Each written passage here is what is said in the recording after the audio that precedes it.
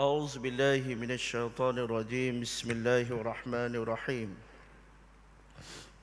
الحمد لله رب العالمين نحمده ونستعينه ونستهديه ونستغفره ونعوذ بالله من شرور أنفسنا ومن سيئات أعمالنا من يهد الله فلا مضل له ومن يضلل فلا هادي له أشهد أن لا إله إلا الله وأن محمدا عبده ورسوله وصفي من خلقه وحبيبه صلاة وسلاما دائمين متلازمين وعلى آله وصحبه أجمعين رب اشرح لي صدري ويسر لي أمري واحلل عقدة من لساني يفقه قولي ربنا افتح بيننا قومنا بالحق وأنت خير الفاتحين اللهم فقنا في الدين وعلمنا التأويل واهدنا إلى صراطك المستقيم. Alhamdulillah, bersyukur kita kepada Allah Subhanahu wa taala. Pada malam ini, saat ini Allah Taala masih lagi memanjangkan usia kita. Masih lagi diberi kesempatan peluang untuk kita terus kekal berada dalam ketaatan kepada Allah Subhanahu wa taala. Marilah kita mengambil sedikit kesempatan masa untuk kita mendengar pesan-pesan Nabi SAW. Moga-moga insya-Allah menjadi panduan dan bekalan di dalam kehidupan kita insya-Allah. Qala musannifu rahimallahu ta'ala wa naf'ana bi'ulumihi fid darain amin. Wa an Urwah bin Zubair anna Sa'id bin Zaid radhiyallahu ta'ala anhu khasamathu Arwa bintu Aus ila Marwan bin Hakam wadda'at annahu akhadha shay'an min ardiha faqala Sa'id ana akhudhu min ardiha shay'an ba'da allazi sami'tu min Rasulillah sallallahu alaihi wasallam qala ماذا سمعت من رسول الله صلى الله عليه وسلم قال سمعت رسول الله صلى الله عليه وسلم يقول من أخذ شبرا من أرض ظلما طوقه إلى 70 أرضين فقال له مروان لا أسألك بينة بعد هذا فقال سعيد اللهم إن كانت كاذبة فأعمي بصرها واقتلها في أرضها قال فما ماتت حتى ذهب بصرها وبينما هي تمشي في أرضها إذ وقعت في حفرة فماتت متفق عليه. Daripada Urwah bin Zubair. Urwah bin Zubair adalah seorang tabi'in yang besar pada zamannya, di antara tokoh ulama yang besar. Dan Urwah termasuk di kalangan golongan tabi'in, bukan golongan sahabat, kerana tidak sempat bertemu dengan Nabi SAW. Urwah bin Zubair menceritakan bahawa Sa'id bin Zaid radhiyallahu ta'ala anhu, Sa'id bin Zaid adalah salah seorang min kibari sahabah, daripada sahabat yang besar, termasuk di kalangan al-mubasyiruna bil jannah, 10 orang yang dijanjikan syurga, iaitu Sa'id bin Zaid. Sa'id bin Zaid adalah adik ipar kepada Sayyidina Umar bin Khattab radhiyallahu taala anhu. Kerana Sa'id bin Zaid berkahwin dengan adik Sayyidina Umar, iaitu Fatimah binti Al-Khattab. Jadi Sa'id bin Zaid adalah adik ipar kepada Sayyidina Umar radhiyallahu taala anhu. Dan Sa'id bin Zaid adalah menjadi di antara asbab kepada penislaman Sayyidina Umar bin Khattab radhiyallahu taala anhu.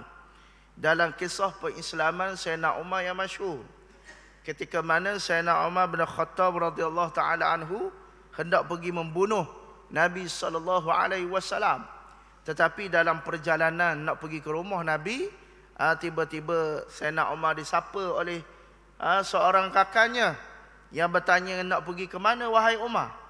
Nah, kemudian Sayyidina Umar kata, aku nak pergi bunuh Muhammad. Kawan dia kata, wahai Umar, kamu tidak payah bersungguh-sungguh sangat nak pergi bunuh Muhammad, kerana adikmu sendiri Fatimah telah menjadi pengikut Muhammad. Apabila mendengar kata kawan dia, menyebabkan Sayyidina Umar berasa sangat marah dan terus pusing kuda dia pergi ke rumah adiknya. Nah, dan ketika itulah adik Sayyidina Umar, Fatimah, serta suaminya Sa'id bin Zaid sedang mentadabbur ayat Al-Quran yang baru diturunkan, iaitu surah Taha. Ini kisah yang masyhur di dalam kitab-kitab sejarah, menyatakan bahawa ketika itu Sayyidina Umar masuk ke dalam rumah adiknya dan mendapati adanya lembaran-lembaran yang tertulis padanya surah Taha, dan menjadi asbab kepada perislaman Sayyidina Umar ibn Khattab radhiyallahu taala anhu, selepas mana melihat ayat-ayat Al-Quran tersebut. Kerana Sayyidina Umar ibn Khattab adalah di antara golongan orang Arab yang pandai membaca dan pandai menulis, berbeza dengan kebanyakan orang Arab pada masa itu yang mana buta huruf, tidak pandai membaca dan tidak pandai menulis. Sebab itu pada zaman itu digelar sebagai zaman jahiliyah, zaman orang-orang yang jahil, yang mana tidak tahu membaca, tidak tahu menulis. Tetapi Sayyidina Umar di antara orang yang pandai membaca, orang yang pandai menulis. Ketika mana melihat lembaran yang tertulis padanya surah Taha, Sayyidina Umar tanya, siapakah yang tulis ini? Ambil kat mana ni? Siapakah yang tulis? Kemudian adik dia kata, ini daripada Muhammad. Sayyidina Umar kata, bukan. Ini bukan daripada Muhammad. Manusia tidak mampu untuk menulis bilah-bilah perkataan yang teratur dan indah. Ini adalah daripada Tuhan. Dan akhirnya Sayyidina Umar bin Khattab radhiyallahu taala anhu memeluk agama Islam dalam kisah-siri sejarahnya yang masyhur.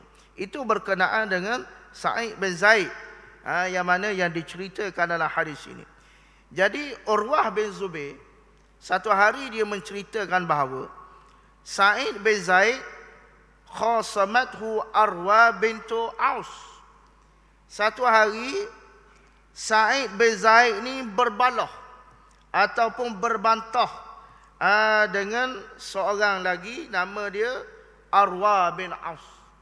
Maknanya Sa'id bin Zaid balah dengan Arwa bin Aus, mana bertengkar, berbantah di antara satu sama lain.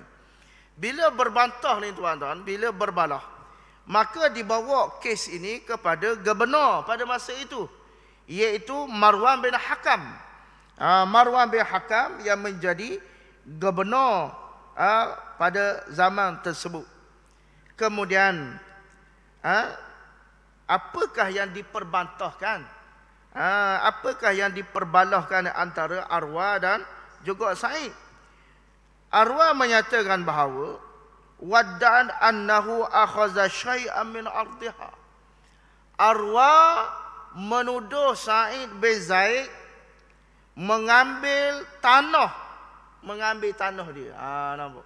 Maka tuan-tuan, ini satu tuduhan fitnah yang nyata.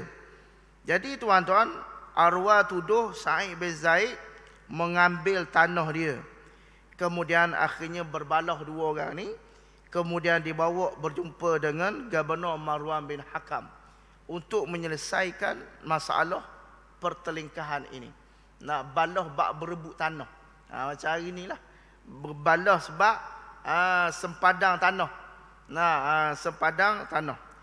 Kemudian apabila dipanggil kedua-dua orang ini menghadap Marwan bin Hakam untuk disoal siasat, maka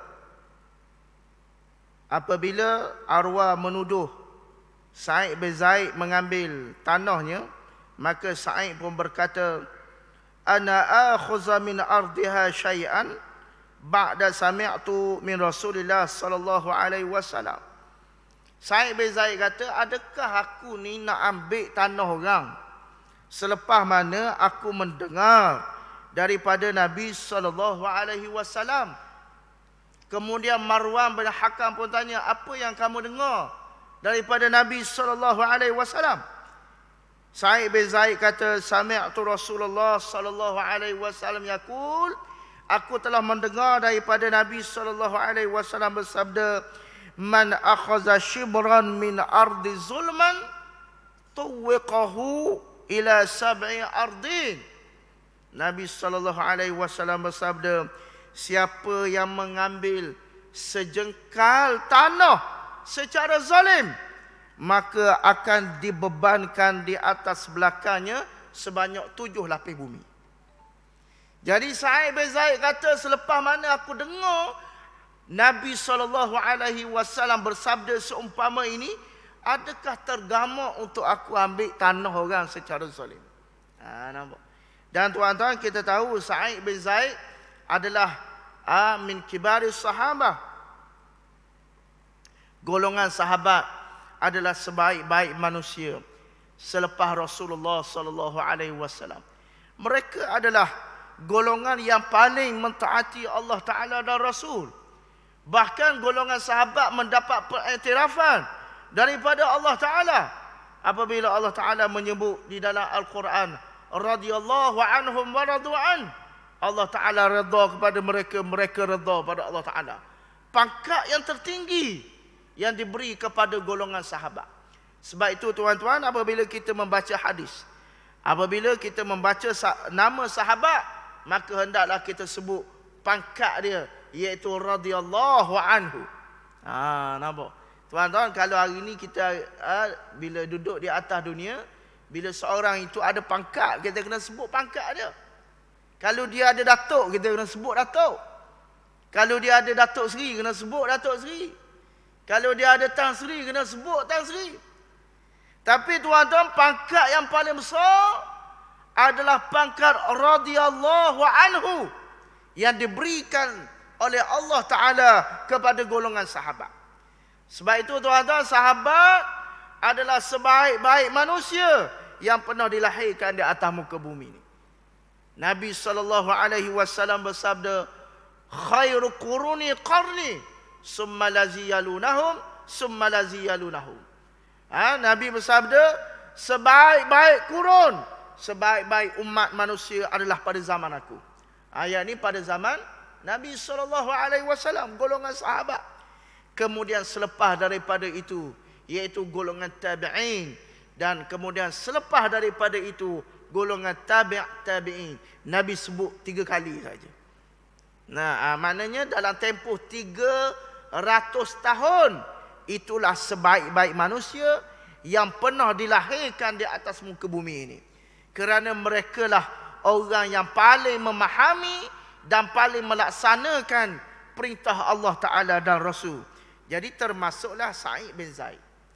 Sa'id bin Zaid sahabat. Adapun gubernur tadi, Marwan bin Hakam, bukan sahabat. Jadi apabila Marwan bin Hakam mengadili kes ini, kes berebut tanah ni tuan-tuan, bila Sa'id bin Zaid kata, adakah tergamak aku nak ambil tanah orang? Selepas mana aku dengar Nabi SAW bersabda, siapa ambil tanah orang sedekah, akan dibebankan di atas belakang dia 7 lapis bumi. Tuan-tuan, 7 lapis bumi ni adalah satu bebanan yang tidak tertanggung oleh akal fikiran. Tuan-tuan, kalau kita hidup di atas muka bumi ni, kita nak pikul 1 beg semi pun tak agak. Saya tak agak tuan-tuan. 1 beg semi 50 kilo. 50 kilo. 25 ya sebeg lah ni. Nampak? Berat tak agak. Jangan kata nak 7 lapis bumi. Nak 1 beg semi pun tak agak. Kalau 7 beg semi tuan-tuan pikul atas belakang kita, patah rinyak tulang belakang kita. Maka hadis ini adalah ancaman yang besar daripada Nabi SAW. Nak khabar sini bahawa jangan kita mengambil hak orang secara zalim. Maksud secara zalim ni secara tidak benar, secara tidak hak. Dan tuan-tuan kena ingat, zalim ini bukan sahaja pada perbuatan tingkah laku yang zahir. Bukan maksud zalim itu kita mentumbuk orang, kita mencederakan orang semata-mata. Tapi zalim mengambil hak orang tanpa benar. Itu termasuk juga dalam perbuatan kezaliman yang dilarang oleh syarak. Nah, jadi tuan-tuan, masuk sini ambil tanah secara tidak betul ni banyak cara lah. Nah, banyak cara. Kalau zaman ni ubah batu menanda. Nah, batu menanda ada. Nah, tapi kita pun gali-gali alih nak luas kawasan rumah kita. Kadang-kadang tuan-tuan, mungkin batu menanda tu ada dah dan dia ada kawasan rezak jalan. Tuan-tuan, ini satu lagi masalah yang berlaku pada masyarakat kita. Biasanya berlaku di perumahan-perumahan. Biasanya tuan-tuan, apabila dibuat satu perumahan, maka biasanya akan ada rezak jalan. Biasanya rezak jalan ni dia sekurang-kurangnya boleh lalu 2 kereta. Nah, tapi tuan-tuan, hari ni kadang-kadang kita melihat ada kebanyakan tempat yang mana asal jalan tu boleh lalu 2 kereta, tetapi jadi sempit, boleh lalu sekereta. Sebab apa? Sebab orang kawasan rumah tu dia ambil rezak jalan, buat garah kereta, buat taman bunga, letak pasu-pasu depan dia. Nah, letak macam-macam. Ini tuan-tuan satu perkara yang tidak wajar berlaku. Sedangkan telah diketahui bahawa itu rezak jalan. Sebab tu tuan-tuan, hari ini masalah yang besar berlaku. Biasa memang perancangan kerajaan memang dia akan buat macam tu. Mana-mana tempat mesti ada rezak jalan. Biasa rezak jalan ni macam kita sebut tadilah, sekurang-kurangnya boleh lalu 2 kereta. Daripada arah hadapan, daripada arah sini. Tapi sebab orang ambil rezak jalan, jadi satu je jalan. Buat parking, buat garah kereta, sambung. Nah, pada bukan tanah kita, ini berjaga-jaga tuan-tuan. Nah, lainlah sekiranya rezak jalan itu dibenarkan oleh kerajaan. Kerajaan benar ke tak apa, tak ada masalah. Tapi kalau daripada awal disebut tidak dibenarkan, untuk menceroboh rezak jalan ia adalah satu kesalahan, maka tidak dibenarkan. Nah, dan banyak lagi lah cara-cara ataupun yang boleh kita menyatakan mengambil tanah secara tidak betul. Mengambil tanah secara tidak betul, tukar nama pada geran. Tukar nama pada geran tanpa diketahui oleh tuan empunya geran. Mungkin sebab tuan empunya geran telah uzur. Nah, sudah tidak tahu lagi, sudah tidak mempunyai pendengaran ataupun percakapan yang baik, maka tuan-tuan ubah nama.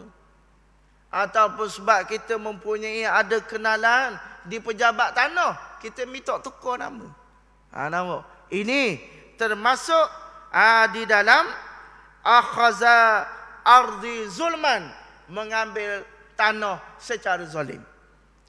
Maka Nabi SAW telah memberi peringatan dan ancaman. Jangan buat macam ni. Ingat bahawa kita ni tuan-tuan, satu hari akan dibangkitkan semula. Yang disebut sebagai Yaumul Jaza, hari pembalasan, untuk diberi ganjaran setimpal dengan apa yang kita buat. Maka Nabi kata, kalulah tuwiqahu ila sabil azim, akan dibebankan, dipikul di atas belakang dia 7 lapis bumi. Ia adalah satu perkara yang tidak tertanggung oleh kita di hari akhirat. Maka sebab tu tuan-tuan, jangan kita melakukan kezaliman pada orang. Zalim pada bukan sahaja tertumpu pada hadis yang kita bacakan pada malam ini, tetapi banyak lagi mengambil hak orang secara tidak benar. Mengambil hak orang secara tidak benar. Contoh-contoh yang boleh kita nyatakan. Biasa berlaku, kalau boleh kita sebut sikit. kerana kita dalam perjalanan nak masuk ke bulan Ramadan. Tuan-tuan, biasa bulan Ramadan ni orang semua akan bayar zakat fitrah. Semua orang akan bayar zakat fitrah. Tetapi menjadi kelaziman di kalangan masyarakat kita, apabila bayar zakat, maka dia akan beri lebih baki tu. Keep the change. Nampak? Contoh, macam zakat fitrah tahunan biasa RM7 seorang. Contoh, kalau macam saya nak bayar RM7 bersama isteri saya, jadi RM14. Jadi tuan-tuan, kita pun bayar RM20. Jadi ada lebih, ada balance RM6. Biasa tak berlaku tuan-tuan, bila kita bayar pada amil, kita kata tak apalah, ala berala lah, keep the change. Keep the change. RM9. Jadi tuan-tuan, RM9 itu masuk kat mana tu? Sekiranya RM9 lebihan duit zakat itu diambil oleh amil, maka hukum dia adalah haram. Tidak boleh. Ni kita nak sebut sikit malam ni. Sebab perkara ini banyak berlaku di tempat kita tanpa orang tahu perkara ini. Dan tidak ramai orang membicarakan perkara ini. Disebut dia dalam satu hadis Nabi SAW, bahawa Nabi SAW istamala rajulun, Rasulullah SAW menggunakan seorang lelaki, iaitu melantik seorang lelaki untuk mengutip zakat. Kalau hari ini kita panggil sebagai amil zakat lah. Nama dia Ibnu Lutbiyah. Nama dia Ibnu Lutbiyah. Kemudian apabila dia dilantik menjadi amil zakat, dia pun pergi kutip zakat. Bila kutip zakat ni tuan-tuan, orang bayar kepada dia zakat, kemudian dia pun kata, inna haza lakum uhdiyalakum. Hak ni duit zakat, hak ni hadiah untuk kamu. Maksudnya apa? Maksudnya macam tadilah. Okey, hak ni duit zakat fitrah 14 ya. Hak ni naya keep the change, ambil ke Tok Amir lah. Nampak begitu. Begitu. Banyak tak berlaku tempat kita tuan-tuan? Banyak berlaku tempat kita. Banyak berlaku tempat kita. Kemudian bila Nabi dengar peristiwa ini, maka Nabi pun segera menaiki mimbar. Nabi naik mimbar, kemudian Nabi berkhutbah. Nabi berkhutbah, sesungguhnya aku telah mendengar di kalangan kamu ada seseorang yang mana dia kerja dia sebagai pengutip zakat. Dan kemudian dia mendapat hadiah daripada bahagiannya itu. Kemudian Nabi SAW bersabda, adakah kalau kamu duduk di rumah kamu, ataupun kamu duduk di rumah ayah kamu, ataupun kamu duduk di rumah ibu kamu, adakah orang akan datang memberi hadiah kepada kamu? Nampak? Maksudnya kalau kamu tidak ada jawatan, kalau kamu tidak ada pangkat, adakah orang akan mari rumah beri bitih kepada kamu? Adakah itu? Tak ada. Maka tuan-tuan, ini satu ancaman daripada Nabi SAW. Dan kemudian Nabi menyambung lagi, man akhaza syai'in bighairi haqqi, siapa yang mengambil sesuatu yang tidak benar pada haknya, maka dia akan bawa apa yang dia ambil itu di hari akhirat. Kalaulah dia ambil itu unta, maka dia akan pikul unta di atas belakang. Kalau dia ambil lembu dia akan pikul atas belakang. Kalau dia ambil kambing, dia akan pikul kambing di atas belakang. Sebab dulu bayar zakat dengan ain. Sama juga hari ni. Hari ni walaupun kita bayar zakat dengan bitih, maka bitih lah kita pikul atas belakang kita di hari akhirat. Maka ini tuan-tuan, mana contoh salah satu mengambil sesuatu secara tidak benar. Maka tuan-tuan, kalau macam ni, macam mana kita nak mengatasinya? Sebab kita faham di bulan Ramadan orang sangat pemurah. Orang sangat baik hati untuk bersedekah. Bila bayar zakat tak apa, tak bila ambil keep the chain, simpan lah. Tuan-tuan, cara yang terbaik sekiranya kita nak lebih hang tadi, tak ambil baki, maka amil yang bertanggungjawab tadi, amil yang dilantik, hendaklah menyediakan satu tabung yang khusus. Nampak? Tabung yang khusus. Mana tadi contoh saya bayar RM20, zakat fitrah RM14, jadi ada balance RM6. Kalau tak ambil balance RM6 tu, keep the change, RM6 tu masuk dalam tabung. Tidak boleh amil mengambil lebihan zakat tersebut. Tidak boleh. Nah, hukumnya adalah haram sebagaimana dalil hadis Nabi SAW tadi. Nampak? Jadi kalau nak buat gitu, sedia tabung letak dalam tu. Dah start duit itu nak buat apa? Maka duit itu terpulanglah sebab dia kira sudah duit sedekah. Kalau bulan Ramadan, duit tersebut nak buat iftar, berbuka puasa, okey, boleh, sila. Ataupun duit tersebut nak bantu fakir miskin, anak-anak yatim di bulan Ramadan, maka boleh, silakan. Maka ini yang perlu kita fahami. Jangan kita terlalu bermudah-mudah untuk mengambil hak orang yang bukan secara betul. Nah, sebab tu tuan-tuan, kita kena faham maksud zalim ni. Zalim bukan buat khianat orang semata-mata. Zalim bukan tumbuk orang semata-mata. Nah, tetapi zalim ambil hak orang secara tidak benar. Okey.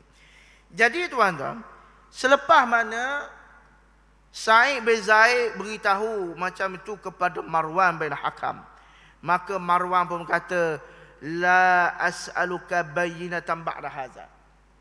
Selepas daripada ni aku tidak akan minta lagi penjelasan ataupun bayinah, bukti, keterangan daripada kamu. Sebab aku tahu kamu ni adalah orang yang benar. Nah, sebab sahabat tuan-tuan, mana mungkin sahabat berdusta.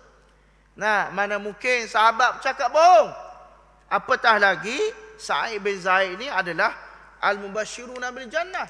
10 orang yang dijanjikan syurga. Makna Nabi janji dah syurga pada dia. Maka Marwan kata, okeylah, lepas ni aku tak tanya dah kepada kamu. Sebab kamu berpegang dengan hadis Nabi SAW. Kemudian faqala Sa'id, selepas daripada itu Sa'id pun berdoa.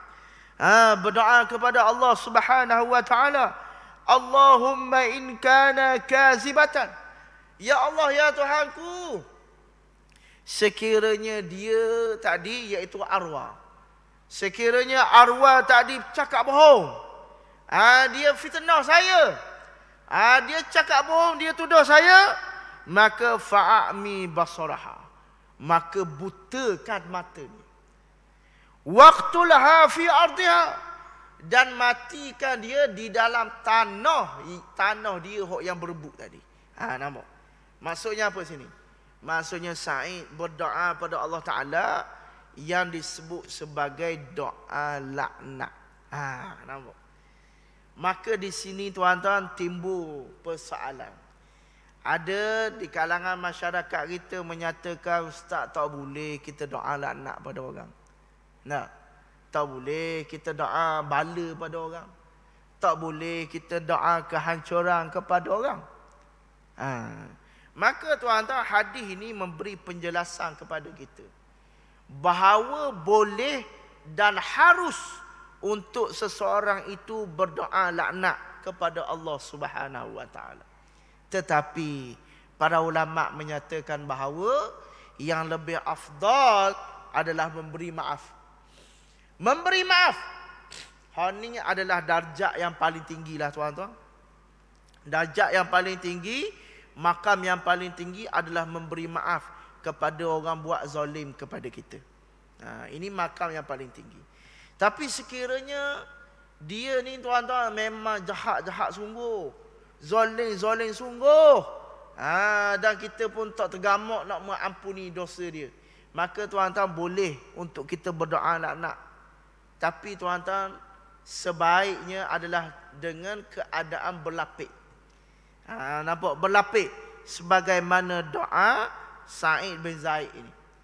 Sa'id bin Zaid berdoa, Allahumma in kana. In kana tu adalah ayat berlapis.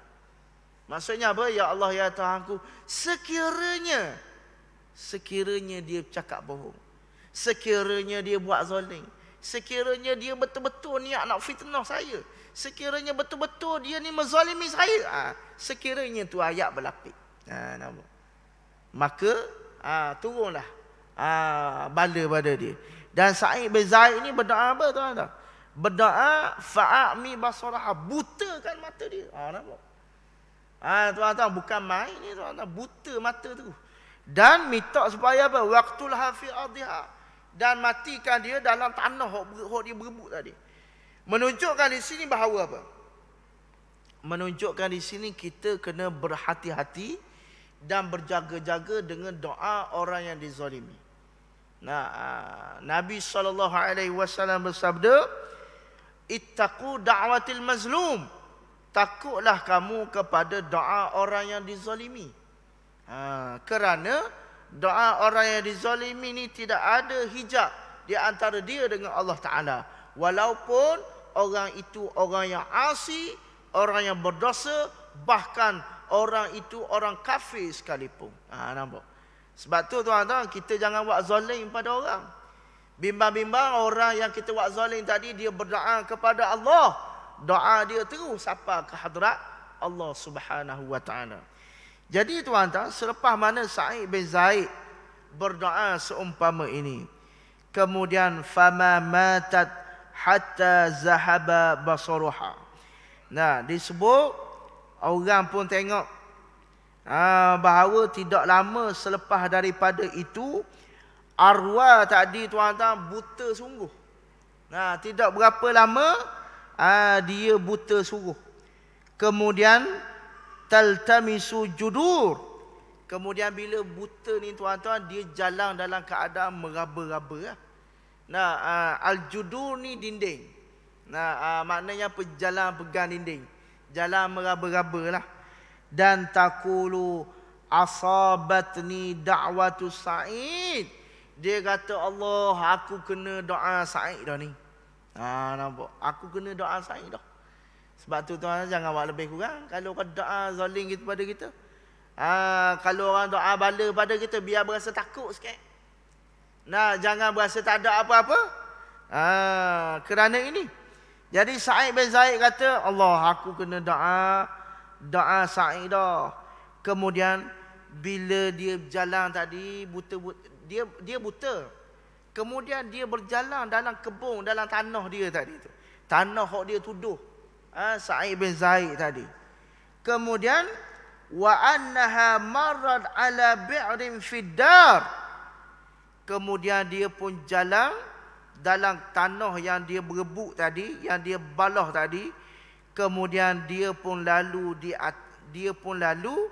di atas sebatang telaga buta yang mana ada di dalam kebun dan tanah yang berebut tu. Dah dia buta, meraba-raba, akhirnya jatuh dalam telaga.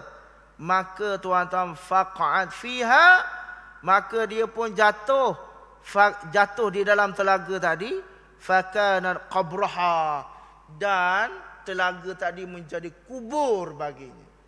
Masuk, jatuh dalam telaga, habis kena kambuh di tanah lalu. Hadis ini menyatakan kepada kita bahayanya sekiranya kita melakukan kezaliman. Batu tuan-tuan, berjaga-jaga jangan buat zalim. Sekiranya kita zalim ni tuan-tuan, di atas dunia pun tidak selamat dah, apatah lagi di hari akhirat. Disebut dalam riwayat hadis yang lain, ittaqu zulm, takutlah kamu kepada kezaliman. Inna zulumat yaumal qiyamah, kerana kezaliman itu kegelapan di hari akhirat. Nampak? Sebagaimana hadis ini juga, apa Nabi sebut kegelapan? Maknanya orang yang zalim di hari akhirat, dia akan meraba-raba, dia akan mencari-cari dalam kegelapan, tidak nampak cahaya, menyebabkan mereka akan terjatuh ke dalam gaung-gaung dan lubang-lubang neraka.